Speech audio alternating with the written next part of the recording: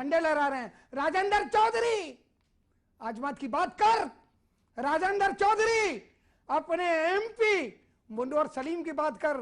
राजेंद्र चौधरी, आजम खान की बात कर, जो भारत माता को डांट और कश्मीर को पाकिस्तान कहता है। सबसे बड़ा आतंकवादी तू है, तेरे लोग हैं जो पाकिस्तान के जासूसों को अपने घर में पनाह देते। पर राजेंद्र चौधरी अखिलेश यादव के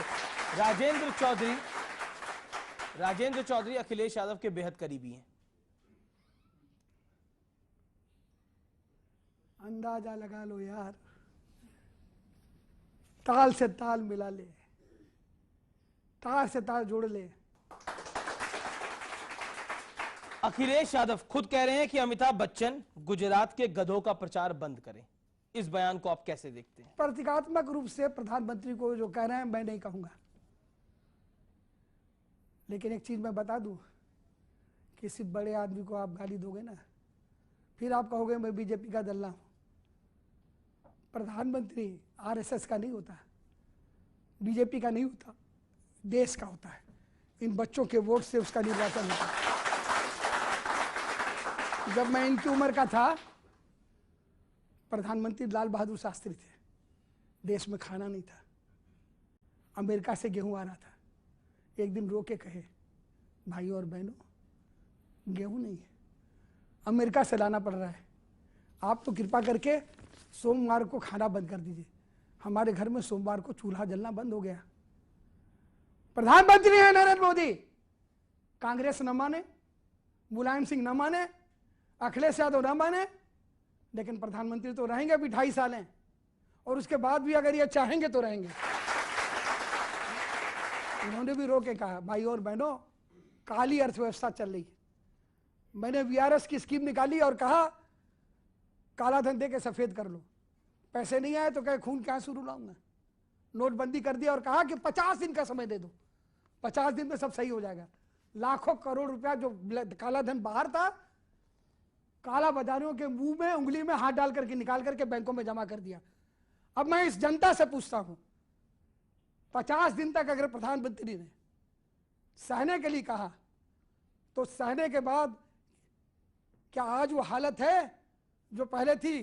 क्या आज आप उतने दुखी हैं जितना पहले थे? और नोटबंदी क्या गलत थी? आप बताइए, हाँ या ना में जोर से बोलिए, गलत थी?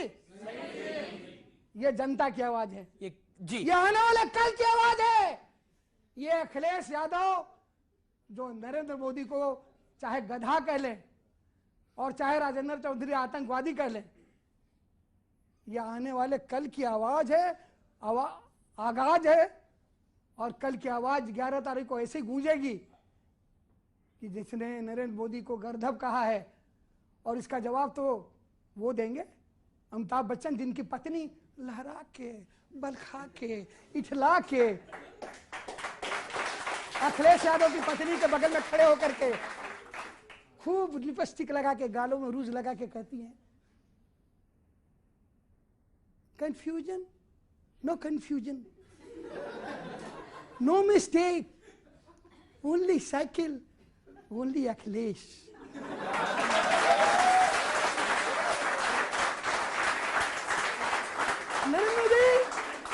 नरेंद्र मोदी तुम बुढ़े हो गए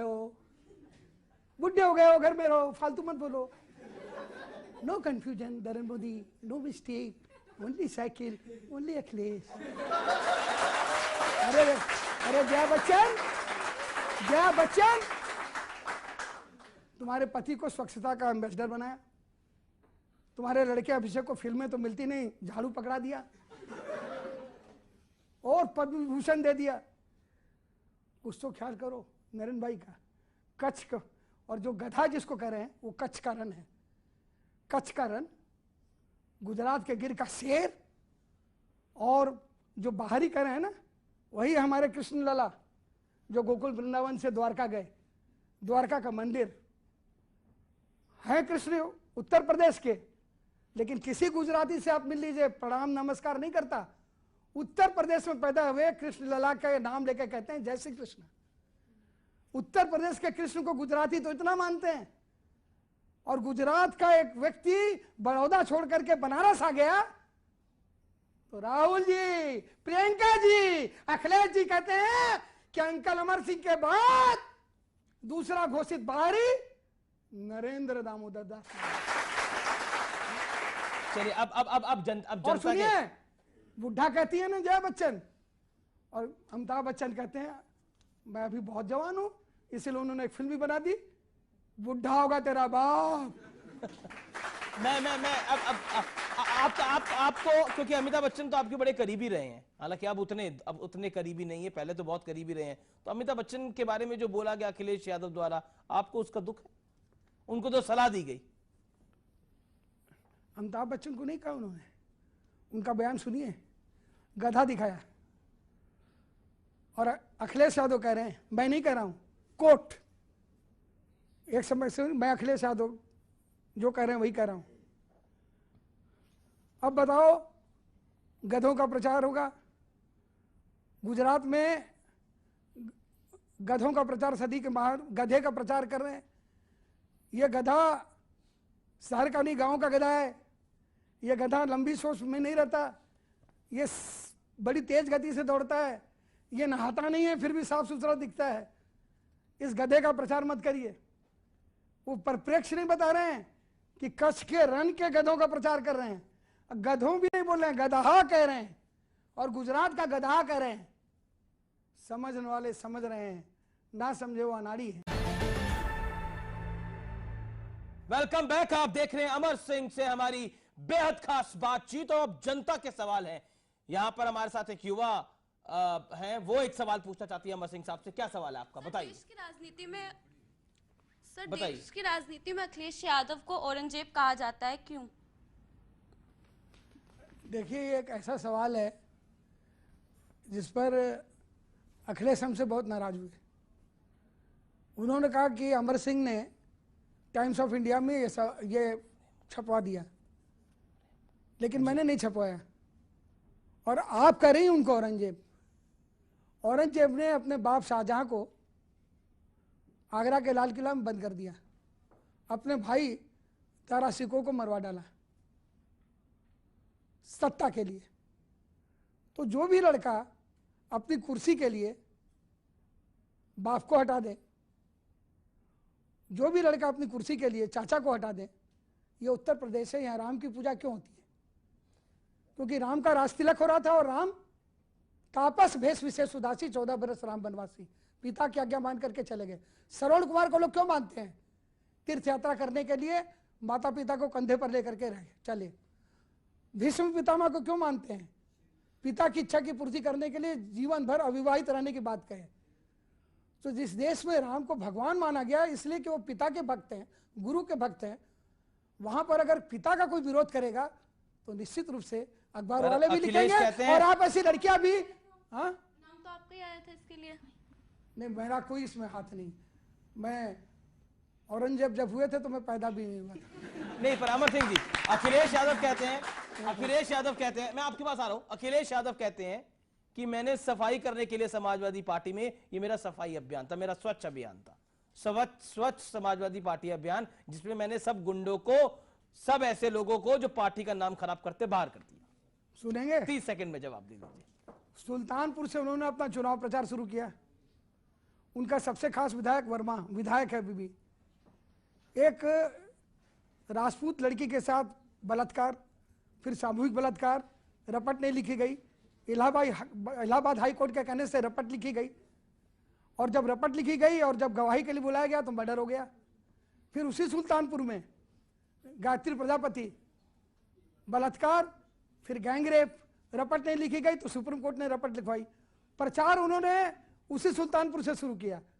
और अब ये सिर्फ अखिलेश यादव के उम्मीदवार नहीं है, गठबंधन हो गया, राहुल के भी उम्मीदवार हैं। ये अगर स्वच्छ समाजवादी पार्टी है तो मेरी गंदी समाजवादी पार्टी से बहुत अच्छा। अच्छा, यूपी के लड़कों का ये साथ यूपी की पब्लिक को पसंद आएगा? आप कह रहे थे कि जो इस बारी जो जनता का वोट होता है वो जनता की तलवार होती है, तो यूपी के लड़के, ये जो 2 यूपी के लड़के हैं, एक आपके भतीजे और दूसरे आपके बहुत करीबी राहुल गांधी। बदायूं में रेप हुआ, राहुल गांधी पहुंच गए, हाय हाय।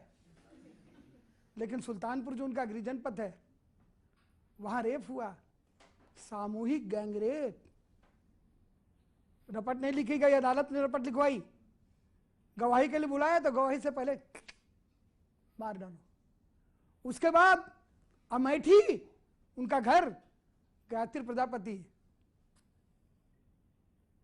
अपनी जुल्फे ऐसे जुल्फ लगा करके चलते हैं, ऐसे जब चलते हैं तो उनकी जुल्फे उड़े, जब जब जुल्फे तेरी तो पता नहीं किस किस का दिल मचले। तो गायत्री प्रजापति ने सामूहिक गैंगरेप किया, प्रशासन ने कुछ नहीं किया, सुप्रीम कोर्ट ने मारा हथौड़ा, लेकिन राहुल गांधी नहीं गए। तो यूपी के लड़के कैसे दिखते हैं आपको दोनों, अखिलेश और राहुल? उनका नारा यूपी को ये साथ पसंद है। उनका ये कहना है अपनी गरस्ती तब तो लिपटना कबूल था, बाहों के दायरे में सिमटना कबूल था, अब जा रहे हैं ऐसे। अरे रेप जिन बच्चियों तुम्हारा हुआ कि हम जानते नहीं, हम दोनों का मतलब निकल गया, तुम्हारा रेप हुआ होता रहे, हम तुम्हें पहचानते नहीं। और आपने मेरे सवाल का जवाब नहीं दिया, यूपी को यह साथ पसंद आएगा कि नहीं पसंद आएगा, अखिलेश और राहुल का, आपके भतीजे का और आपके करीबी मित्र राहुल गांधी का?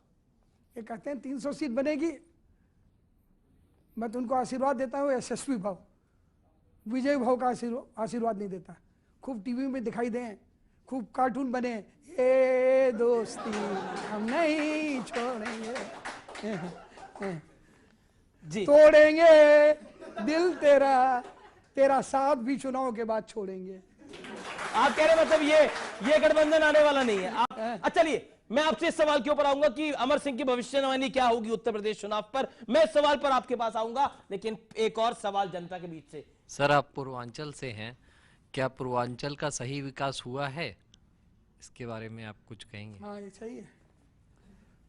पूर्वांचल में एक जगह है मिर्जापुर के पास सोनभद्र, वहाँ बिजली बनती है और वो बिजली पूरे उत्तर प्रदेश को के काम आती है, लेकिन पूर्वांचल अंधेरे में डूबा रहता है। जब मायावती होती हैं तो बिजली जलती है गाजियाबाद में उनके गांव में, जब नेताजी होते हैं, अखिलेश जी होते हैं तो बिजली जलती है सफाई में, लेकिन पूर्वांचल में अंधेरा रहता है। पूर्वांचल का आदमी मुंबई में टैक्सी चलाता है और राज ठाकरे की लात खाता है। जी चलिए एक और सवाल जनता की तरफ से आ रहा है। जी सर, मेरा सवाल ये है कि सर आपकी भुज में ऐसी क्या बात हुई थी जिसको पता लगने पर अखिलेश यादव ने ये एक्शन ले लिया? आपकी क्या बात हुई जिससे अखिलेश यादव इतना नाराज हो गए, बोले कि मुझे अमर सिंह नहीं पसंद? बिल्कुल नहीं पसंद है, क्योंकि उनको उनका बाप पसंद नहीं। बात हुई होगी ना आपकी कुछ भोज बात में नहीं ऐसी हुई, कुछ? अंग्रेजी थोड़ी बहुत जानते होंगे। जी। Enemies are enemies okay and friends are jealous. दुश्मन तो दुश्मन होता है जी, जो दोस्त होता है वो जलता है। तो आप कहना ये चाह रहे हैं अखिलेश आपके जलते थे, आप ये कहना चाह रहे हैं? बिल्कुल नहीं, अखिलेश के धर्म पिता जो आजकल हो गए हैं, जिन्होंने मुलायम सिंह की जगह ले ली है, राम गोपाल यादव हमसे जलते थे। राम गोपाल यादव, क्या पीड़ा क्या थी राम गोपाल यादव की? उनकी पीड़ा थी कि मुलायम सिंह का भाई मैं, अखिलेश का चाचा मैं, ये बाहरी आदमी आ गया, अमीश देवगन, आप राम गोपाल को बुला के यहाँ इंटरव्यू लो। आपने यहां तक कह दिया कि राम गोपाल यादव मेरी हत्या करवा सकते हैं, आपने बोली ये बात? राम गोपाल का विजुअल देखो अपने रिकॉर्ड से। अमर सिंह उत्तर प्रदेश आके दिखाएं, यहाँ से अगर सुरक्षित चले जाएं, इसका मतलब क्या है? उसके बाद हमें सुरक्षा मिली तो कहने लगा बीजेपी के एजेंट है। सुरक्षा तो प्रमोद तिवारी को मिली हुई है Z+, वो बीजेपी का एजेंट नहीं है। और सुरक्षा मुझे मनमोहन सिंह और सोनिया गांधी ने दी हुई है, बल्कि मेरी सुरक्षा बीजेपी ने हटा ली थी। मुझे उत्तर प्रदेश के पुलिस की सुरक्षा मिली हुई थी, और हमारे को जो सोनिया जी और मनमोहन सिंह ने सुरक्षा दी थी वो CISF की दी थी, जो अभी मेरे साथ चल रहे हैं। जब रामगोपाल प्रदेश का मालिक है, मुख्यमंत्री का नया धर्म पिता है, और वो कह रहा अमर सिंह उत्तर प्रदेश आओ, सुरक्षित चले जाना, तो बताना विजुअल है। तब स्थानीय पुलिस ही मुझे गोली मार दे तो तब केंद्र ने मुझे सुरक्षा उनकी धमकी पर IB के इनपुट पर दी। जी मैं एक आपसे अब, क्योंकि ये उत्तर प्रदेश का सबसे बड़ा दंगल चल रहा है, इस दंगल में अमर सिंह कहां खड़े होते हैं, और दूसरा बड़ा सवाल किसको आगे देखते हैं इस लड़ाई के अंदर? 3 राउंड का चुनाव हो चुका है। इस दंगल में पहले भी मैं कह चुका हूं, पहले जमाने में राजशाही थी, और राजशाही में भुजाएं, और भुजा में जो तलवार होती थी वह निर्णायक होती थी। अब राजशाही की जगह लोकशाही है, और लोकशाही में तलवार की शक्ल उस बटन ने ले ली है। अपनी बटन राष्ट्रवादी ताकतों को के पक्ष में दबाई। आपको क्या लगता है कौन उत्तर प्रदेश में कौन बाजी मार रहा है? ये मैं बोल करके, वो लड़के कहां खड़े हैं, नरेंद्र मोदी कहां खड़े हैं और मायावती कहां खड़ी है? आप क्या चाहते हैं, एफआईआर हो जाए? नहीं आप बताइए ना, जवाब दीजिए। घबरा रहे हैं अमर सिंह, आप घबरा रहे हैं क्या जवाब देने से? पहली बार लग रहा है आप घबरा रहे हैं जवाब देने से? पहली बार लग रहा है कि आपने कानून का अध्ययन नहीं किया। नहीं आप सवाल अभी मैं तो पूछ रहा हूं, आपको कौन ऊपर दिखता है? नहीं सुनिए, बताइए। किसी अखबार के पोर्टल वाले ने लिख दिया था, उन्हें कौन ऊपर लगता है।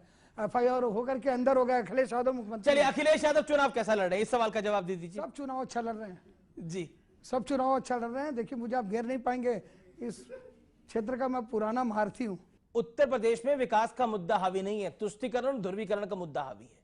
विकास का मुद्दा हावी नहीं है उत्तर प्रदेश के चुनाव के अंदर। विकास का मुद्दा कैसे हावी होगा? उस मेट्रो रेल का हवाला दे रहे हैं जो चली नहीं रही है, उस सड़क का हवाला दे रहे हैं जो आधी बनी है। आरोप बीजेपी पे लगा देते हैं अखिलेश यादव कि आप तुष्टीकरण की राजनीति कर रहे हैं। आप प्रधानमंत्री पे आरोप लगा दिया कि आपने शमशान की बात क्यों करी, आपने रमजान की बात क्यों करी? आप मरेंगे तो कब्र में जाएंगे। अगर आप भी मरेंगे, हम भी मरेंगे, तो शमशान चाहिए? प्रधानमंत्री ने कहा शमशान और कब्रिस्तान दोनों चाहिए, मस्जिद भी चाहिए, मंदिर भी चाहिए। मस्जिद इसलिए चाहिए कि आप कुरान पाक के बोल सकें, औजू बिल्लाहि बिस्मिल्लाहि रहमानि रहीम। मंदिर इसलिए चाहिए कि आप कह सके रघुपति राघव राजा राम, पतित पावन सीताराम। शमशान इसलिए चाहिए ताकि आपके पार्थिव शरीर को जलाया जा सके, और कब्रिस्तान इसलिए चाहिए कि ताकि दफनाया जा सके। ये मस्जिद है, ये बुत खाना, चाहे ये मानो चाहे वो मानो, मतलब तो है जी को समझाना, चाहे ये मानो चाहे वो मानो। अब तो ये भी आरोप लग गया कि उत्तर प्रदेश में बिजली के तार भी धर्म पे जोड़े जाते हैं, ये भी आरोप लग गया। बिल्कुल गलत है। उन्होंने कहा कि रमजान मनाओ लेकिन एकादशी भी मनाओ। अगर मुसलमान को यह हक है कि वो रमजान मनाए, तो हिंदू को क्या यह हक नहीं? रमजान में अगर वो रोजा रखे तो हिंदू को हक नहीं है कि एकादशी का व्रत रखे? जी, ये कहा है उन्होंने। इसको आप तोड़ मरोड़ रहे हैं। हिंदू का खून है, न मुसलमान का खून है। असीम देवगन, ये इंसा का खून है। एक बिल्कुल मैं आपसे और इसका रंग लाल है। तो इस बारी मुद्दा कौन सा हावी है उत्तर प्रदेश में? हिंदू का विकास खून है। नहीं, विकास या ध्रुवीकरण? विकास या ध्रुवीकरण? ये देश के दुश्मन है जो इस तरह तोड़ मरोड़ रहे हैं। नहीं, मैं आपसे सवाल पूछ रहा हूं। हम भी जवाब दे रहे हैं, हिंदू का खून है, न मुसलमान का खून है। ए दुश्मनाने हिंद, ये इंसा का खून है। यहां पर अगर बात करनी है तो धर्मनिरपेक्षता का मतलब मस्जिद नहीं है, मंदिर भी है। धर्मनिरपेक्षता का मतलब